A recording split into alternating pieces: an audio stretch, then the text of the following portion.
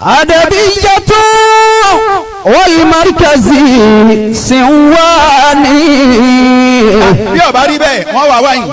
La tatafarraqu aslakum ikhwani. Bó ti rí lówí wọn bí ó bá rí bẹ́ẹ̀ wọn ò ní dẹ̀yìn. Ìyá Adabiyah ló kù. Akramakumullah. Ìyá àwa Adabiyah ló kù. Àmọ́ gbàtà ṣe pọ̀ tó dán mọ́rán yín bí bàbá wọlọ́lọ́ ọba àlọ́rin ti fẹ́ kó ṣe pàwùjọ àwa àfa. Bí bàbá wọlọ́lọ́ ọba àlọ́rin ti fẹ́ nu pé àwùjọ àwọn àfa tí ń bẹ nínú ìlú mi kó dán mọ́rán kó sì dùn. Àfa Marikazyuin àdúrà gbà wá lọ́ọ̀ṣì ẹ̀ níbi òkú ìyá yìí. Adabiyah wal Markazyuin sinwani. La tatafarraqu aslakum ikhwani. Marikazyuin ní Fatiha mi tí wọ́n ó ké Fatiha kan yìí náà ni. Àwọn Zumura ò ní Fatiha mi tí wọ́n ó ké Fatiha kan yìí náà ni.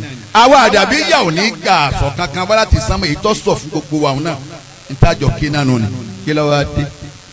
La tatafarraqu aslakum ikhwani.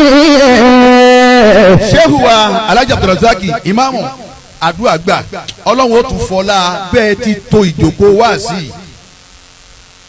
Tá a bá ní àti ẹ̀yẹ́ o inú ẹni tó ṣe pé wọ́n sọ pé ìfẹ́ rí wọn ní inú wọn làdúrà gbà wá.